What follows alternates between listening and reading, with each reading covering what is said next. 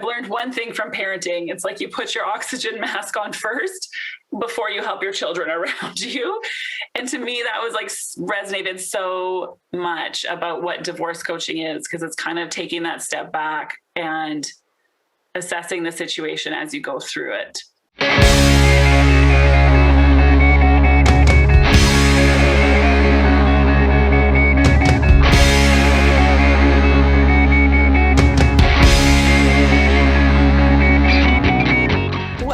Episode 12 of Access to Justice. I'm your host, Heather Malarick of Merrick Law.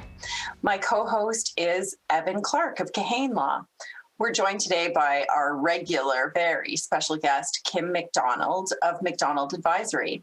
Kim's a financial advisor and insurance advisor with Raymond James Ltd.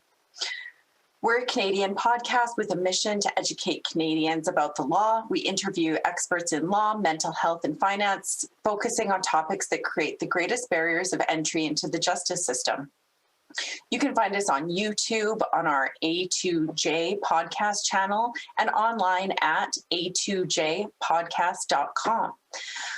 I'm very excited to welcome today's guest, Kim McBain Butz, who's going to be talking to us about divorce coaching. Kim is a certified divorce coach, divorce lawyer, registered collaborative lawyer, and a mediator. She's been working exclusively in family law for about 11 years, and her experience includes a good amount of time working at the Edmonton Law Courts, assisting self-represented litigants navigate the court system. After experiencing the transformative impact of life coaching herself and knowing the struggles her clients faced, Kim believes that divorce coaching is one of the most underutilized resources for people going through a divorce or separation. Her specialty or focus in her practice is helping moms who've been blindsided or surprised by divorce to regain their sanity after the shock and to find some confidence in the midst of divorce. So, Kim, welcome. We're so happy to have you here. How are you doing today? I'm great. Thank you. The weather's good, spring in Alberta. Yeah, it almost feels like summer out there today. The sun is just shining. It's that beautiful blue sky. Right. Hi, Evan. How are you? I'm good, Kim. How are you? Nice to meet you virtually. Right. You too. Yeah. Thanks for having me.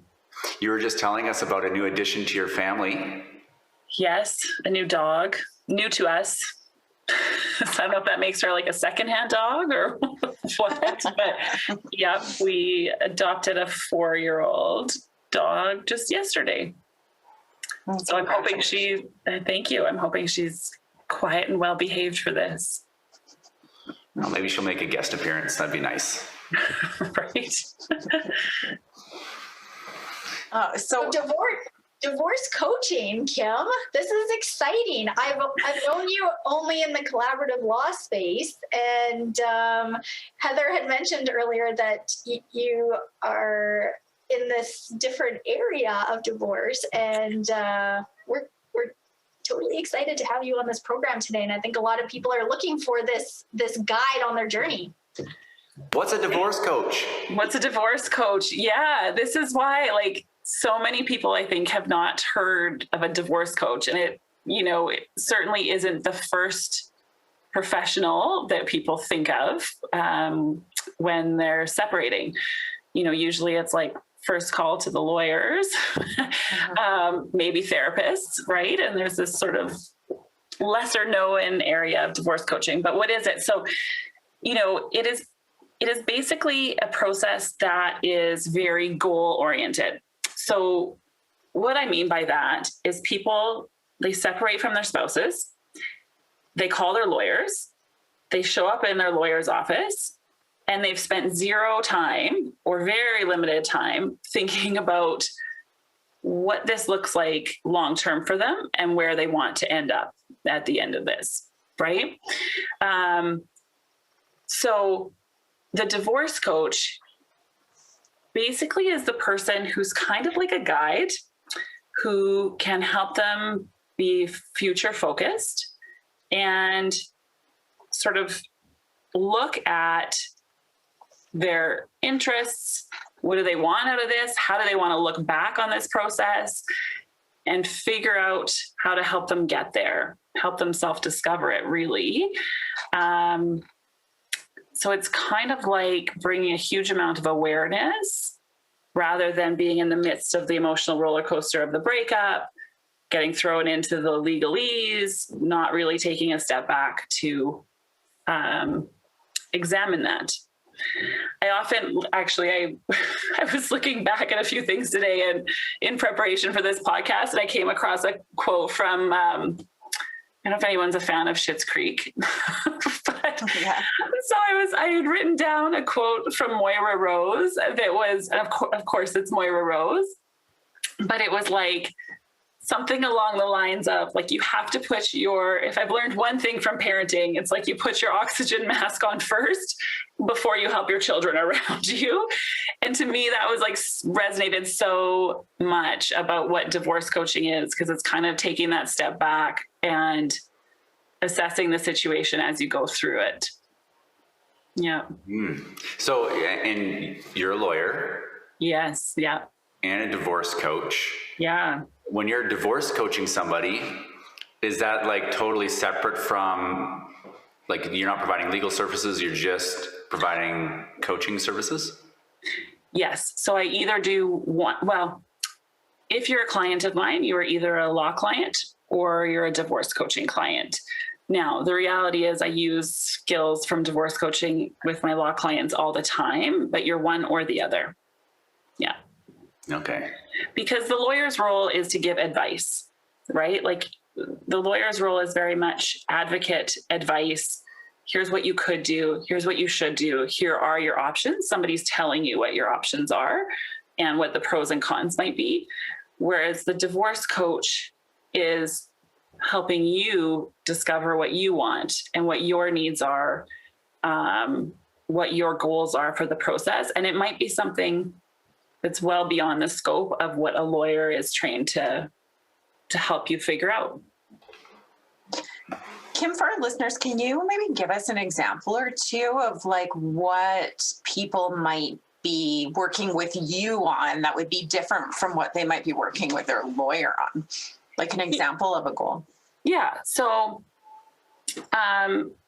one of the best examples, I think, are, I'll give it in sort of in the context of the collaborative divorce process, because I think a lot of your listeners, this might resonate for as well too, right? So in the collaborative divorce process, you have a moment, maybe 40 minutes, 50 minutes in your very first meeting where you talk about your interests and your goals, right?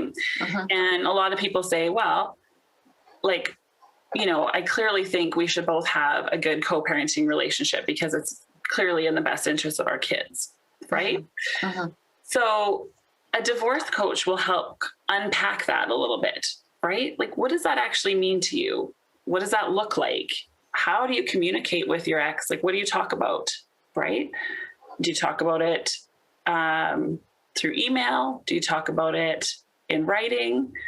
What are your thoughts about it? What are your thoughts about raising kids, right? To really unpack, like, what is going on behind the just, oh yeah, we'd like to be good co-parents, right? Because it's one thing to say we'd like to be good co-parents. I think it's a whole other thing to figure out how to go from where you're at right now to that space, right? So the lawyers are going to put together an agreement that might give you parameters, right? So the lawyers are going to say, yeah, you have little Johnny from, you know, Sunday to Sunday, and then you switch, right? But there's so much more to co-parenting than that. And I think the divorce coach can help you process your thoughts on that to help you make those better decisions, and even just help you make the decisions that are required in the divorce process.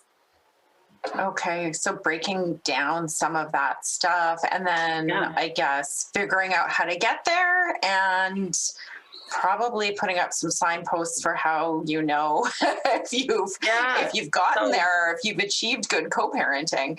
Well, this is it. Like, so looking at what your goal is, right? Where you want to be, looking at where you are now and then bridging that gap between the two, right? So that can involve breaking an issue down into more bite-sized pieces, like you said, Heather. It can help you kind of organize your thinking. And it can help you widen your perspective so that you are making good decisions when your lawyers are asking you to make those decisions, right? Because you're going to have a wider look at different perspectives, and sort of uncover things that maybe you didn't even know were under the surface.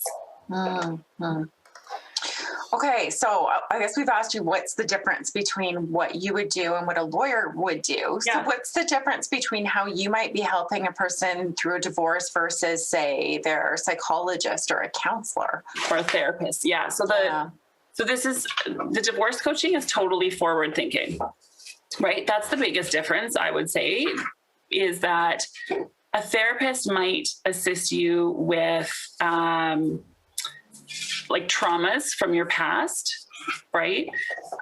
They might be able to diagnose you with various conditions. And there is some overlap, I think, between divorce coaching and therapy.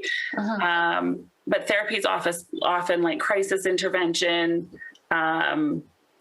looking at abnormal behavior, dealing with trauma, evaluating, assessing. Whereas the divorce coaching is like, okay, let's look at the divorce process and where do you want to go? Like, how are we going to get there? And sometimes that involves like helping someone process their emotions, right? Like, okay, you feel like crap today. Let's unload what you're thinking about and see how that is serving you to get to where you want to go, and so it can also help with communication with your spouse, communication strategies. Like, how do you email each other, right? How do you text each other? You have a lot of people who say, like, when he or she does this, it drives me bonkers, He's doing it just to get under my skin. He or she is doing it just to piss me off, right? And it's like, okay, well, let's like take a step back, look at that and say, okay, what is it that's pissing you off about that behavior, right? And it's kind of like going with your client in the box, right? Like, what is going on? What's angering you? Like, why is that? And then sort of saying, okay, like, how do we move from there to a place where you don't, want to kill your spouse when you see them at parent exchanges. Maybe, right. You can start choosing a different emotion. Maybe it may well be that your spouse is doing that because she knows that in the past it's made you angry, but you're maybe trying to help them find a different way forward in the future. Because we can't make the spouse stop trying to make you angry. And that's the thing. You can never control the other person. Right. Just not right. It is just not a thing. And no court order is going to make them how you want them to be. Right. Like, no court order, no settlement agreement is ever going to make that other person exactly how you think they should be. So I've said to clients before too, like, I had one client say to me, for example, like, he goes, well, I think once we get the settlement agreement in place, things are really going to get better for us because it's all going to be in that document. And I think things will be much smoother once we just need to sign this agreement. And I just said to him, I said, well, like, it's available to you now to have a better parenting relationship, whether or not we sign the agreement, because the paper doesn't change things, right? And then the question becomes, how do we do that? What's stopping us from doing that now? Right? Yeah, I know what you're saying. I mean, sometimes there are like magical steps that happen in the divorce process that all of a sudden change things. That does happen. Like, for example, if the person that's supposed to be paying child support is just not reliably paying it, that creates all kinds of issues and anxiety for the person who's supposed to be receiving it. And so I've certainly had it where I've taken on a client and they didn't really understand child support. And then after I explained it to them and and now they understand it's not something to mess around with. They start paying it, and all of a sudden the relationship improves. It's like magic. So there are like, sometimes there are like magic things, but that's not really the cause, right? Like I think is what you're trying to say is like, yeah, the agreement can help, certainty can help, but there's other things there that are very important in the dynamics in the relationship. Yeah, I mean, it's the relationship, for sure, the relationship dynamics. And in that situation with payment of child support, certainly it resolves some tension from a legal standpoint and the financial threat of not having support, right? And for some issues, I suppose the law will say to you, yeah, this is what we got to do. But like the interesting part about it is that I always say to people, like, family law itself isn't rocket science, you know? So like there are some gray areas, and on certain files, there's a little bit more like latitude from, you know, A to B where lawyers find themselves. But on average, it's not the law that's making a divorce difficult, you know, like it's not the legal issues that are having 3-year legal battles or 4-year legal battles. I mean, maybe sometimes it's scheduling, right? That can be some of it, but like, it's very rarely a situation where 2 lawyers are having a discussion going, this legal issue is so impossible, we're going to need to litigate it for the next 4 years. Right. Or so complicated or whatever it is. Yeah. Yeah. And like, I've certainly been on files where as lawyers, we've, you know, lightheartedly said like, well, if it was left to us, we could figure this out right away. Right.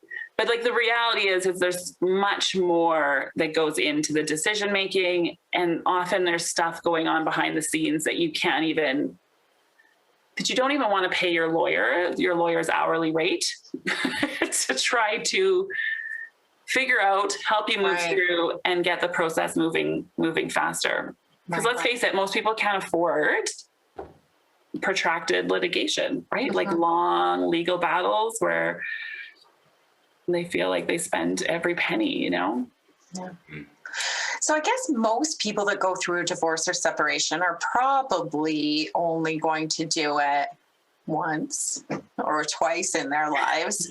They're not going to benefit from going through it, right? Like they're not going to know like, oh, that's what I did wrong last time, right? So they probably don't often have that self insight. You don't have the benefit of that insight when you're going through it and you're in the middle of it and you haven't gone through that experience before. So are there any things that people can be doing to avoid those mistakes that are kind of common in ending up in protracted litigation or in thought errors or whatever it might be that are getting people stuck in the mud? Yeah. So like the majority of coaching that I do is mindset coaching, right? Like if you were to summarize it, it is mindset. So, I would say there are 6, and this largely comes from a book that I'm going to reference to be sure to give credit where credit is due, which is by Peggotty Cooper and Randall Cooper, Overcoming the Overwhelm and Avoiding the 6 Biggest Mistakes. Right.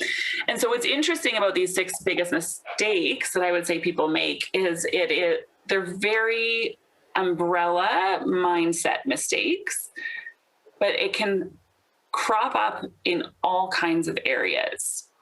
So, for example, and this one might be the easiest one to identify, but sometimes we have individuals who come and say, I'm just digging, well, let me be clear. They don't actually say, I'm just digging my heels in. But what they do is they dig heels and they have very all or nothing focus, right? So they come in and they've taken a position and they either can't or refuse to see anything beyond that, right? And it might not sound as obvious as I'm making it sound when it comes from a client person's own words.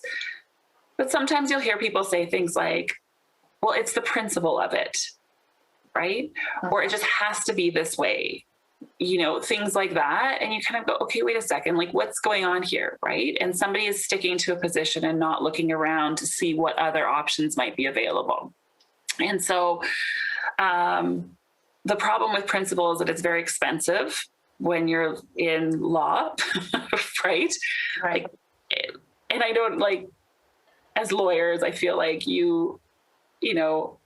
Heather and Evan probably, I don't know if you say this as bluntly to your clients as I do, but it's like, well, sure, we can argue about principle, but it is going to take a long time and be costly, right? And that's the downside. So it's hard to make good decisions from that mindset. And a divorce coach can help you, or help your spouse who's dealing with somebody who has dug their heels in, unpack that and figure out how to communicate with that person to broaden the perspective, right? And so it sounds like it's miraculous, like you'll move somebody from a position to broadening their perspective overnight. It's certainly not overnight. But I think the divorce coach's role is to spend the time to talk about that. Where is this coming from exactly? What is the underlying goal? So if you're, I'm trying to think of an example. So if somebody comes into you and is like, I need the house. I don't care about anything else, but I need the house. I need to keep the house. I've got to stay in it. And they're kind of maybe clinging to that with a desperation that's, costing them, time, money, delay, all these things. When you say unpack that, what does that mean? Like you're kind of digging deeper underneath what they're saying? Totally. So, one of the things that I do a lot of is saying to them, look, what is it about the house that makes you want to keep it? Right. And usually and I will say, get a piece of paper and empty everything that you're thinking about the house onto that piece of paper. And sometimes some things can be really surprising that come up. So somebody might say, look, our kids were born and raised here, right? It has huge sentimental attachment. I just can't picture myself living somewhere else, right? This has always been my house. I can't move out of it, right? And divorce coaching is really about what the thinking about the problem is, right? So you're like, okay, if your thoughts are all that there is no other house for you, and that this is the only house because it's always been the family house, that's going to generate a lot of feelings of fear, anxiety, maybe some anger, right? And what result are you going to get from that when you're trying to make a decision out of fear and anger, right? Probably digging in your heels and refusing to give up the house. Right. And so the idea is to kind of look at that and say, okay, what are all the thoughts that we're having about the house? And where do you actually want to be with the house? And what are those other options for you? Right? Because the lawyers can tell you some of the options, but if somebody tells you what to do, it doesn't necessarily mean that that is the most creative way to come up with a solution, or that it's going to be the most long lasting, So that's where the role of coaching comes in, is to sort of go, okay, what are we looking at here? And what is going on behind the position statement of I want the house, or I have to stay in the house. Right. Okay. Yeah. So another mistake that people often make is, which is kind of the opposite of digging in, right? Is they throw in the towel, right? They're just like, sell the farm. I'm done. You can have everything. I don't want to fight anymore. Yes. I don't want to fight anymore. I want this pain to be over. Like right now, yesterday, right? Get me through this as quickly as possible. And if that means I'm just signing stuff over, that's what I'm going to do. Right. And like, that can be a thinking error or thought error. I think, Heather, you said before, just as much as digging in your heels with only one option. Right. And so the divorce coach in that scenario might go, okay, well, wait a second here. You're coming from a place of total exhaustion, probably. You're worn down. Your desire to get out of this uncomfortable situation is overriding looking at bigger picture options and looking at how that impacts your future. Which in the moment when you're just trying to escape the pain of dealing with your ex, because you're like, I can't deal with this guy anymore, can seem like a really good option because your legal fees stop. Yeah. The letters back and forth stop. But you might not have properly thought about retirement or, your future job prospects, to sort of set yourself up for when the pain of the separation dissipates, Right. And likewise, this is kind of a variation on just giving it all away, is people who come in and say, well, I've got a new relationship, so I'm good. Right? Like, I'm good. I don't need any of this stuff because I'm basically betting the farm on someone else. It's a bit of a variation on throwing in the towel. And as lawyers, I think I've seen it the most frequently when you're cruising along in a file, you think you're negotiating, things are going pretty well. There's like active engagement. And then all of a sudden your client's like, oh no, it's good. It's fine. Right? Like, I don't really need that anymore. And you're like, wow, the demeanor has really changed on this file. And I don't know quite what it is. And then you realize that your client has moved in with their new partner. They're very happy. They're setting things up. And you're like, right. Okay. So that's what's happening. And there's kind of a disengagement from, do you make sure they signed a cohabitation agreement? Right? Don't you put that in your closing letter, Evan, where you say, like, hey, if you ever live with someone again, just give me a call. So that's another like thought error that goes into it, right? And these kinds of errors can like show up in different ways. Another one is like giving up your decision-making authority, right? So sometimes you'll hear, this one you hear fairly often when you have, sometimes it's a friend or it's on a file and someone feels like blaming the system, blaming the lawyers. I'm stuck. I have no control. This is all happening to me. And that is kind of forgetting that you and your spouse have all of the decision-making power, all of it. Right. And I think sometimes when people make that mistake by thinking they don't have that authority, right? Or I'm just going to leave it up to a judge, but the judge takes a long time to get there, right? To hear a long time to get there and a very short time to make that decision. Evan, exactly. Right. And then people complain about the system. Yeah. System. Right. As though it's the system's fault. The lawyers are just sending the letters back and forth. And let's be honest, sometimes lawyers are slow, right? Like overworked family lawyers typically.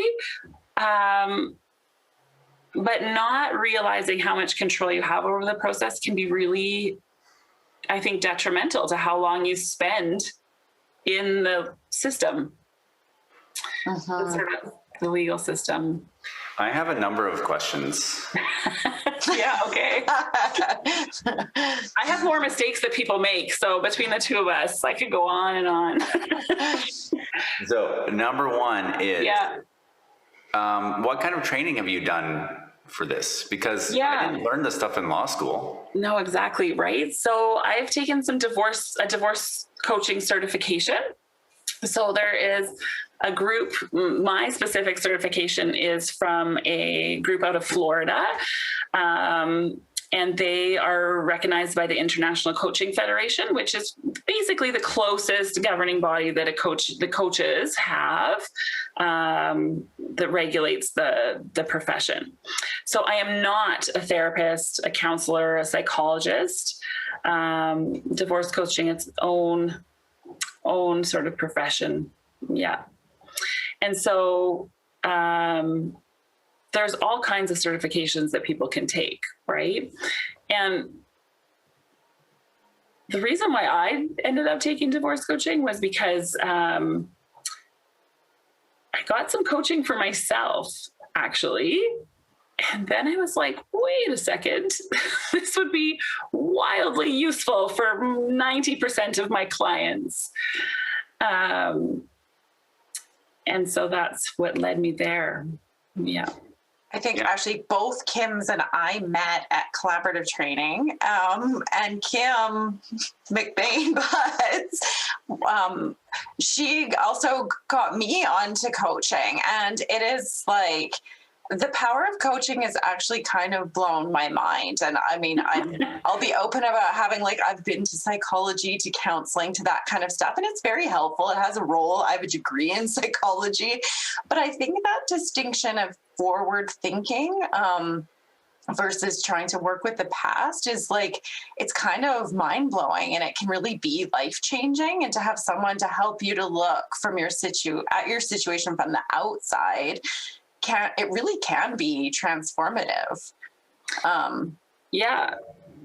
Kim McBain Butz, I liked how you were a little bit like almost sheepish to mention that you had received coaching. The reason I think that's interesting is because it denotes that we've got this kind of stigma attached to getting help from other people. Uh-huh. Yeah, it's true.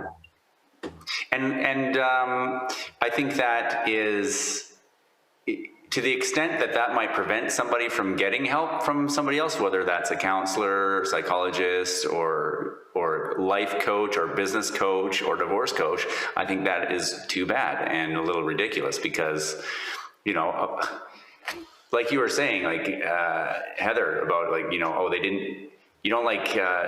it's not a normal life experience to early on in life get a divorce so that later on you've got all this experience to help you with all your next divorces. Mm-hmm. It's not like walking. It's not like training for a job. It's something that's a brand new experience that you don't know anything about. Yeah. And I think where my sheepishness came in when I said that, Evan, was like, I started receiving life coaching, being a client of someone who was life coaching, because in my head, I thought I should be able to deal with this, right? Like, and I thought I had a time management problem. So I thought, why can I never get everything done in a day? I should be able to do this. Other people do this, right? Like lots of shaming, lots of like guilt tripping, like comparing. So I think sometimes when people are looking for help, you think, well, I should be able to, right? But it's a very useless emotion to sort of shame yourself into thinking you should be able to do something. It doesn't really get you anywhere. And like doing the same thing over and over gets you the same results typically, right? So like one of the things that I teach to clients early on is that, and one of the things that I think, Heather, you probably like will agree with me on this one, but the idea that like all of your actions that you take are going to get you your results, right? So like if I sit on the couch and watch Netflix and eat popcorn during the pandemic, I will gain weight, right? Like those actions will result in a specific, consequence. And so it's really interesting to think of like, well, why do we take the actions that we do? You know, and a lot of people out there kind of go, look, the actions that we take are because of how we feel, right? And the feeling that we're hoping to get or that we do get from doing something, and you will end up in a complete loop if you keep doing the same thing over and over, right? And the thinking behind it always drives the feelings, and the feelings drive the actions, right? So if you're stuck in a divorce that feels like it's never going to end, you know, and you ask yourself, like, how do I get out of this, right? Well, doing the same thing over and over again is not going to get a different result, probably, with your ex. And so you have to go back to, like, why am I doing this, right? Like, what feelings is it created, and what are my thoughts about it, and how do I get from point A to point B? But yeah, so I thought I had a time management problem, and it turns out I had a lot of negative thoughts going on in my head about work, about stress, that just contributed to this sort of same loop over and over. And once you kind of take control of that, I think it opens up. Yeah. And are you happier now than before? So nobody's perfect at this, I would say. So here's what I would say about that. Are you happier?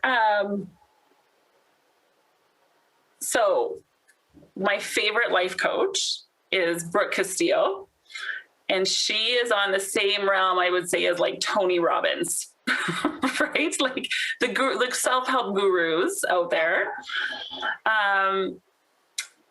And she often says life is 50-50, right? So like, are you happier might be a tough question. But what I would say is when I'm not happy, I figure it out much faster.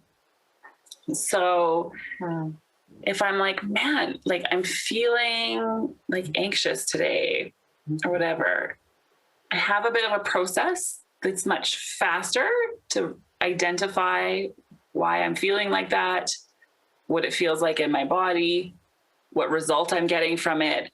And the awareness itself can shift things much, much faster. So I think it sounds corny, but the self-awareness of it, which a lot of people who are like in the middle of stress and like their house is changing, their relationship with their kids is changing, the carpet has been pulled out from under their feet. Like, you don't even have time for self-awareness in that situation unless you purposely make the time to sort of take a step back, put on your oxygen mask, right? Like Moira Rose said, and then dig your heels in, or not dig your heels in, but dig in, don't dig your heels in, dig into the issues that you're dealing with. Right? Deep breath. Take a deep breath. Head in the sand and dig in your heels. That's right. Here for the long haul. Go for 3 more years of litigation. Yeah.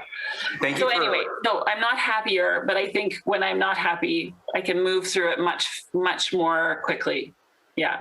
Thank you for answering what I should have asked, I guess, because I realized after I asked it and you were having this complex reaction that, I oversimplified it clearly. I'm sorry, like, Evan. Oh, if you're happy, then it works. But no, thank you for illustrating that. It's okay. That, you know what? Most people think about it that way. Like, they're striving for happiness, striving to be out of the pain of divorce, striving to change that. And sometimes the 50-50 of life is that there just will be that pain, you know? And the question is, can you move through that in a productive way to reach your future goals? Or are you going to get stuck? Yeah.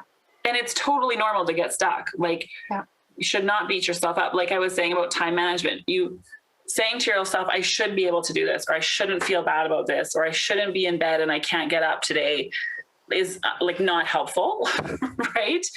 So totally normal to get stuck, but I think there are tools out there for people who can, at way lower hourly rates than lawyers, there are tools to make your divorce be better, you know, to sort of get you some help with that. And I wish more people knew about it. That was where I was going to jump in like a little cat here, trying to figure out. So lawyers are conscious of costs. They are. Many people might not think that, but lawyers are conscious of costs, and they're conscious of bringing other professionals in that might cost their clients more money. Yeah. So, and I'm aware of this too, because I'm on the outskirts of the whole divorce thing. So people will contact me almost always to figure out what the process is. Who do they call first? Who's brought in next? How much is it going to cost? And I'm curious where you fit in the process. Are lawyers need to be coached to bring you in, or are you maybe what I heard one lawyer allude to several years ago, almost like that caseworker that they're all looking for, somebody who can say, come to me first and I'll help you know what process, like what street to go down and what professionals to bring in, because I'm more of a neutral party than your lawyer. So I want to know where you think you fit in and when people should be reaching out to you. Yeah. So honestly, Kim, I think you could reach out at any point, right? I mean, sure, in an ideal world with endless resources, like get all your professionals right at the outset, right? Get your team. But that's not necessarily a like practical view of who to hire, right? So I'm probably biased because I'm a lawyer and a divorce coach. And I think it is important to get good legal advice at the outset, right? But I also think that if you find yourself struggling, things aren't moving forward, or if you have extra resources to get some additional help, that a divorce coaching can be very useful. So it can be at any stage of the game. I think for my lawyer colleagues, what I would want them to know is that if they ever feel like they've got a file that's stuck, and sometimes you can't figure it out, or sometimes you do know what who the problem is, or if they're getting like emails from clients that are, you know, where they're changing their instructions, changing their direction, flip-flopping back and forth, unclear, hysterical, you know, that might be a good time to have a discussion with the client to be like, okay, have you heard about divorce coaching? They might be able to help you think through this problem and be a bit more of an organized client. Divorce coaches, it's really like, you know, industry language, but they call them credible clients, right? Because as lawyers, we love to work with people who give clear instructions, make good decisions, listen to the advice after contemplating everything, and have good communication with their exes, because that makes our lives super easy. But like, you know. So further to Kim McDonald's question, what does it look like to hire a divorce coach? How does it work? Well, I think it's different for everybody, right? So I think most divorce coaches will do, are you talking like in terms of actual packages or hiring? Because most will do hourly, but sometimes you can get like a session of 12 or a session of 6 or whatever the situation might be, right? So I think divorce coaches try to be flexible to meet people where they're at, knowing that resources are finite, right? I mean, a lot of times people feel like that when they're in their divorce. But yeah, I mean, I'm not worried. I'm not thinking so much. I mean, that's good information to know too. Yeah. Like, okay. Not what you're thinking. Okay. But just more of like the whole like, what is experience like? How do you start? Is there like an initial meeting? Oh yeah. Yeah. So it's actually very similar to how I run my law practice, actually. So talk to somebody on the phone first, right? I'm more than happy, and I think most divorce coaches are, to give time to talk about what this means, what this looks like, right? Figure out what made you call me in the first place, which is sometimes my lawyer told me to, right? Because the lawyer knows that there's a problem and the client might not realize that there could be something better. And then, yeah, it's usually one-on-one sessions by Zoom. Yeah, there are divorce coaches out there who do some group divorce coaching too, which I think could be very cost effective if you're thinking from an access to resources standpoint. Because there's a lot of power in being able to see and help other people going through the same thing, and can be very cost effective. But yeah, it's typically one-on-one or group coaching. How do they find you? Is it on an association website? Are there lots of divorce coaches? Are they hard to come by? No, so you don't even need anyone. You don't even necessarily need a specific divorce coach. You could hire a life coach as well, like a more generalist life coach, because the principles are very similar. And you could hire someone from anywhere in the world, actually, which is kind of amazing, because you have, like, literally the world is your oyster because of Zoom, right? Mm-hmm. So the Collaborative Divorce Association has a list of divorce coaches. But otherwise, there are tons of divorce coaches who also aren't necessarily registered collaborative professionals as well, who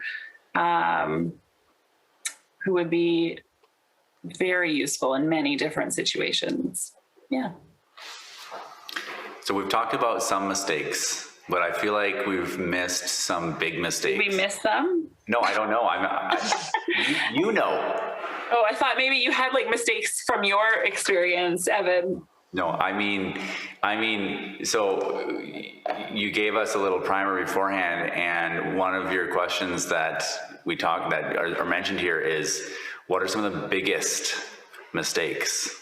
Yeah, okay. Well, so the biggest mistakes, I think, are the mindset mistakes that I was talking about earlier, right? So we talked about the all or nothing, the throwing in the towel.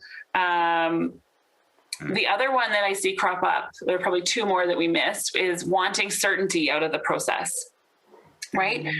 So sometimes as lawyers, we're on a file and we're cruising along, and all of a sudden it's like, why did this just grind to a total halt? You know, like why aren't we moving forward?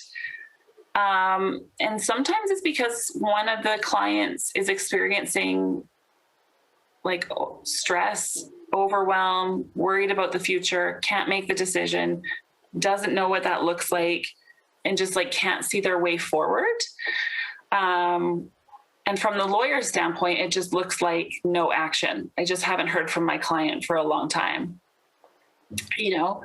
And from the other person's perspective, it's like, my spouse is being an ass and won't engage in the process, right? They're not sending letters back, or the letter comes back 8 weeks later for some reason. Right. And doesn't answer the question really, or the offer, or whatever it is, right? Yeah, there's no decision being made. They won't list the house. They won't go back to work, right? Like you name it. And sometimes that is one of the mindset mistakes, where the spouse is literally can't take action without feeling certain, right? And like certainty is a tough thing to guarantee. And if you have a lawyer who's guaranteeing certainty, you should probably like report them. Run for the hills. I was going to say run for the hills. Yeah. But sometimes clients don't even realize that that's what's holding them up. Is they think there should be certainty in it, right? What if I can't go back to work? What if I don't find a job? Yeah. And the reality is we don't even have certainty today, let alone 6 months down the road, you know? But that is like an awareness shift that takes some time to realize, okay, like what is happening there? You know, is that what the holdup is? And if that's the case, a divorce coach can work through sort of steps to go from your present self to like, where do I want to be in the future? What does this look like?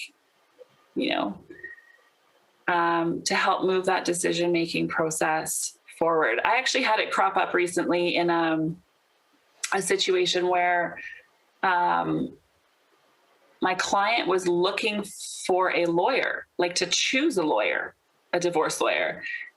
And my client was wanting the lawyer who could get her what she wanted.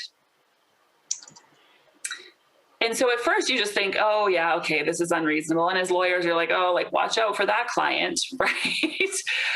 But interestingly, the core of it, when we talked about it further and explored what she was really looking for, was that she wanted to know that her outcome was certain, right? That she would have care of the children. And if that's your standard for hiring a lawyer, it's going to take a long time to make that decision. So I think it crops up more than we think it does. You have two people do you have a couple in the coaching session with you? I do not. Yeah. I don't think you would see that in divorce coaching situation. It's more common that each person would hire a divorce coach, I think. Now, having said that, I think there are some divorce coaches who would see each person separately and then sometimes help the lawyers or the communication on the file. Right. Yeah. I don't think it would be common to have both people coach together, like at the same time. That would be more like probably a therapist's role, like a marriage or counseling therapist role. Right. Mm-hmm. Yeah. And then the cost of things. So, I mean, to me, it sounds amazing. Coaching. Everybody should have a couple sessions with a coach, get things set off on the right path. Mm-hmm. And especially a lawyer doubling as a divorce coach, because you'd probably be conscious of the positional thinking. Mm-hmm. So if I'm doing a budget with somebody, they contact me and they're like, I'm doing this, Kim. What could I put in the budget for coaching? Is it a 1 or 2 shot meeting? I'm sure it's different for everybody, but what's the cost of it? Yeah. So typically 1 or 2. So divorce coaches will do like one-off sessions if you want them to, for sure. If you're like, and I would say the cost is anywhere on an hourly rate. If you were going to do it hourly rate, anywhere you could find coaches between $95 an hour to $250 an hour, I would say would be your sort of rough range, depending on where you're looking and who you're hiring. And certainly one-off sessions are available. What I would suggest though, is that for the results that someone would want, which would be like clarity, tools to help decision make, a one-off session is probably not going to cut it. Take some time to develop rapport with the professional you're working with. And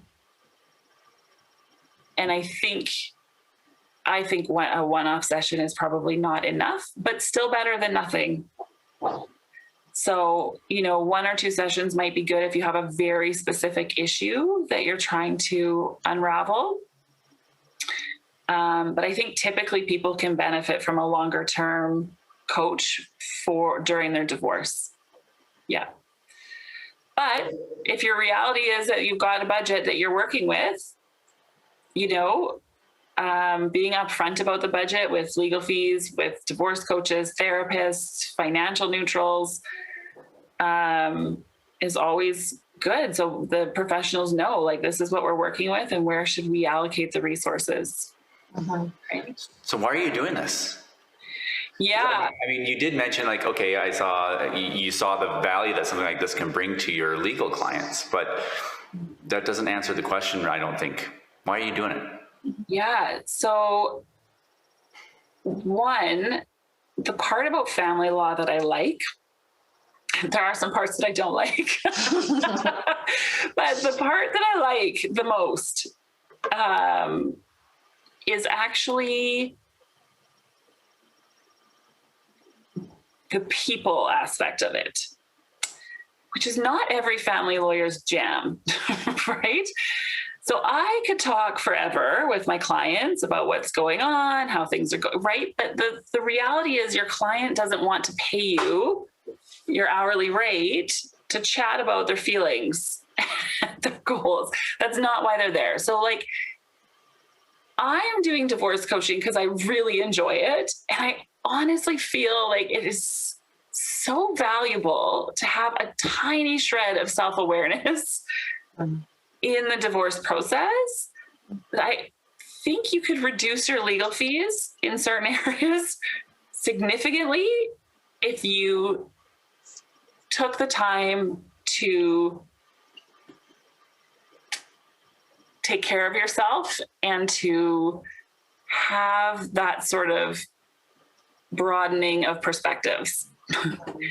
Because I think that's like a huge, where people go wrong, right? Is they don't take the time to do that. They get into the legal process, letters are flying back and forth, things get bad at exchanging a kid, and then it just never gets back on track, right?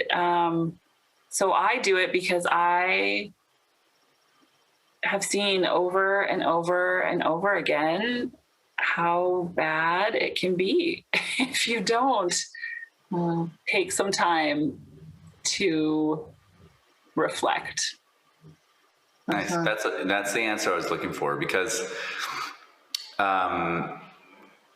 I mean, not that I like set it up that way, but I just wanted to get to the root of it, because it clearly, like, it's not because this is a better business opportunity than being a lawyer. You just described how the fees are like, starting at $95 an hour. I don't know of any like articling student that bills that low. That's right. That's about the same as a legal aid file, right?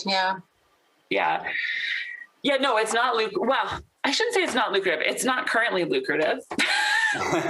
No, but I mean, I just wanted to point out that like the motivation here is not like, okay, I found the way I'm going to become rich. That's not your motivation. No, You're going to charge twice as much.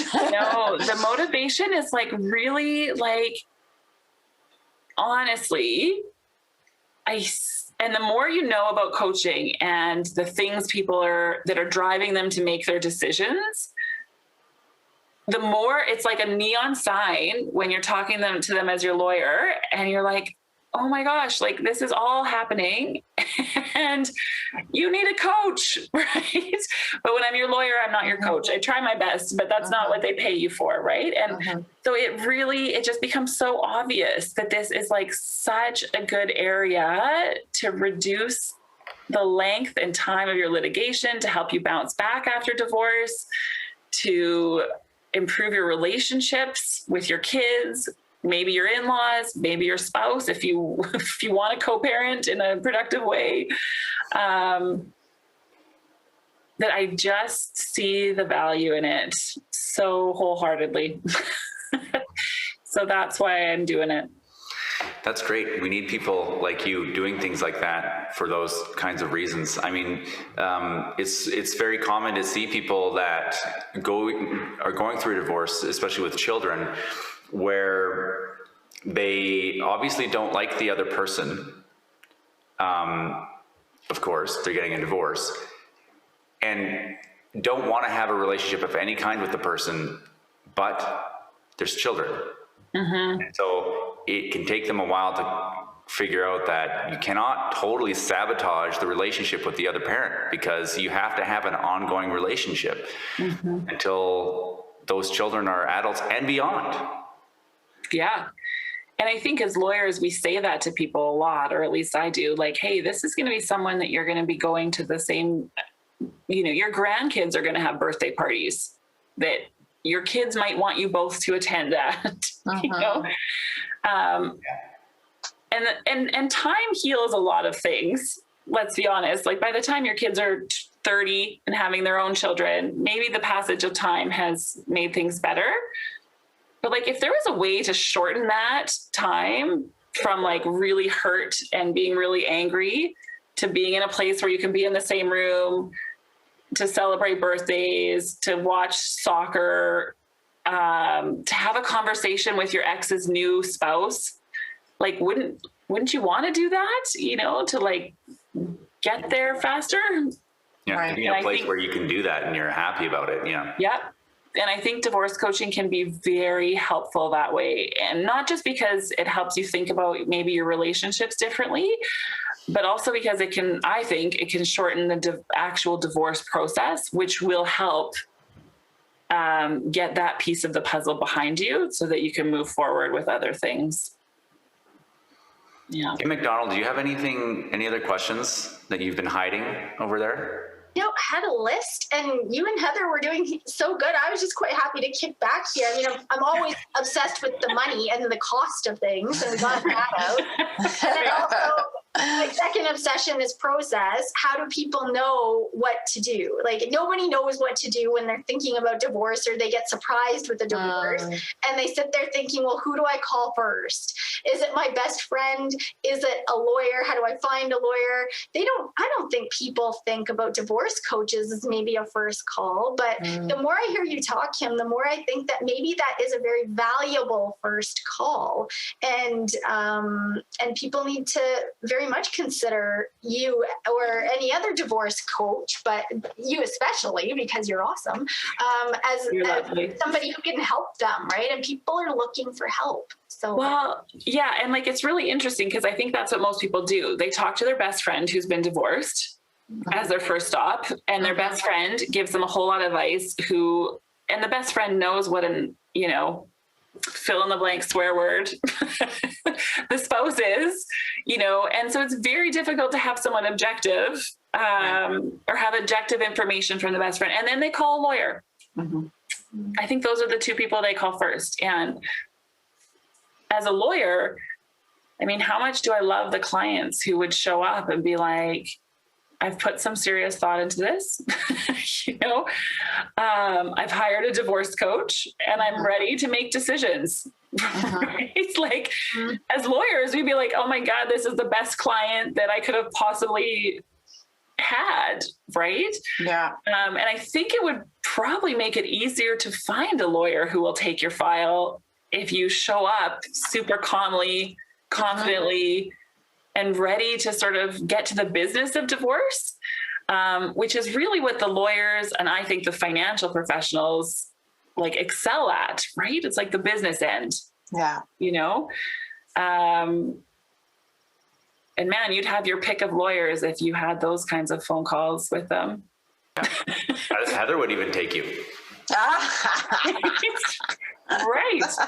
You literally could call almost any lawyer in the city and and have your choice, right? Because you're a client that lawyers want.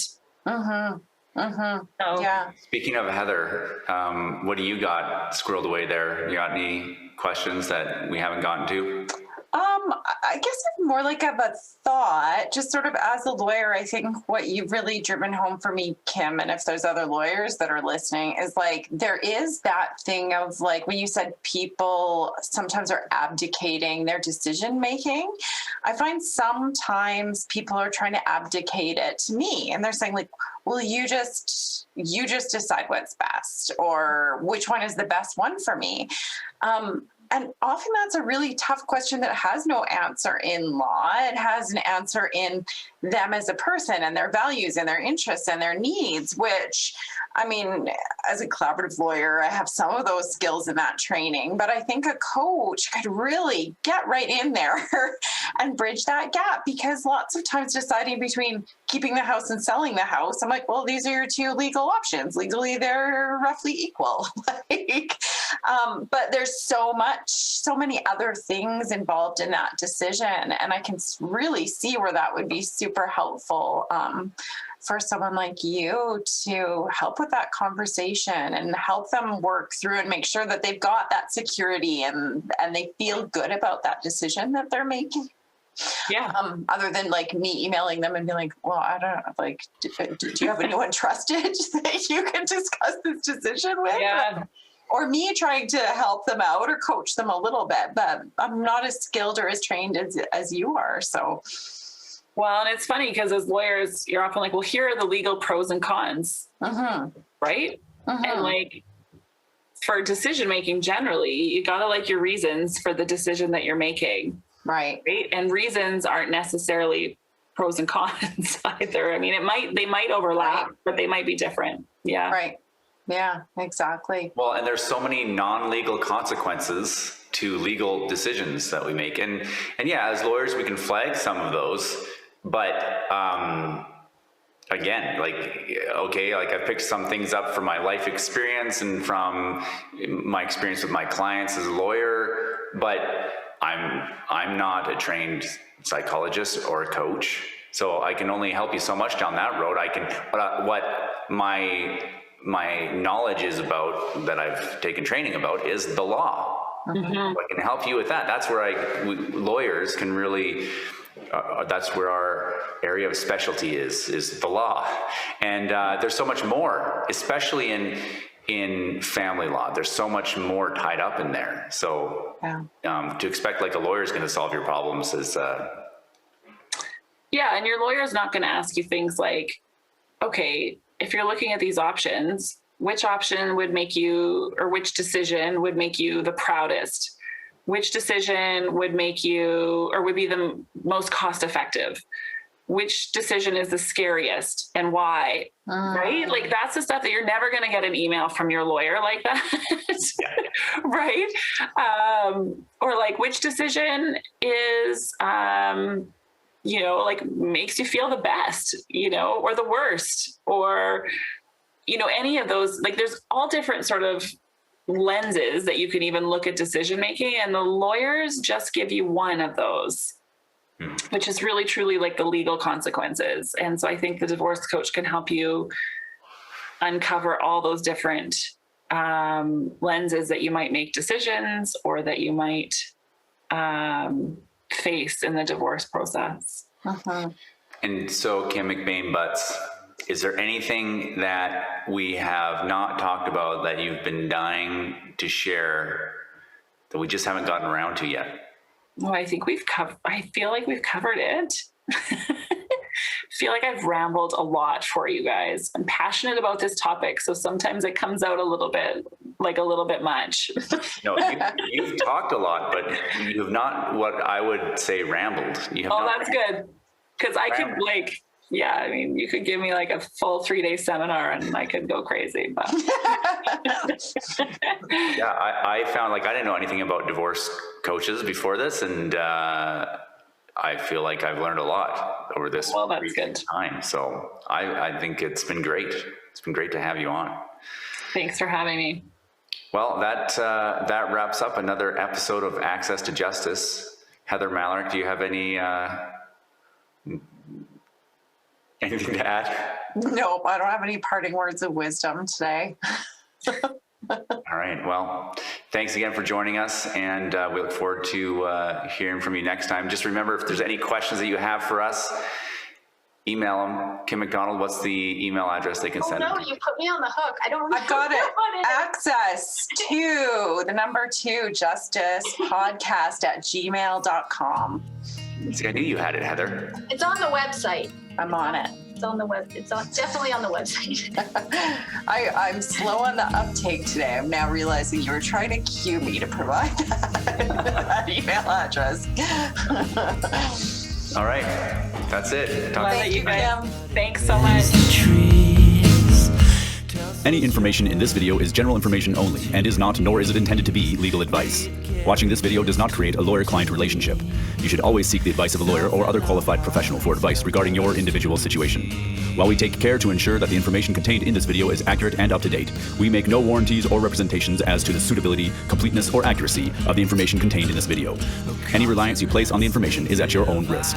Kahane Law Office, Merrick Law, Heather Mallory Professional Corporation, Evan Clark Professional Corporation, Evan Clark, Heather Mallory, and any guests will not be responsible nor liable in any way for any content, including but not limited to any errors or omissions in the content, or for any loss or damage of any kind incurred as a result of any content communicated in this video, whether by Evan Clark, Heather Mallory, or by a third party. Kim McDonald is a financial advisor with Raymond James Limited. Information provided is not a solicitation, and although obtained from sources considered reliable, is not guaranteed. The view and opinions contained in this media are those of Kim McDonald, not Raymond James Limited. Securities-related products and services are offered through Raymond James Limited, member Canadian Investor Protection Fund. Insurance products and services are offered through Raymond James Financial Planning Limited, which is not a member Canadian Investor Protection Fund. Raymond James advisors are not tax advisors, and we recommend that clients seek independent advice from a professional advisor on tax-related matters. Graceful fingers intertwine, comfort gladden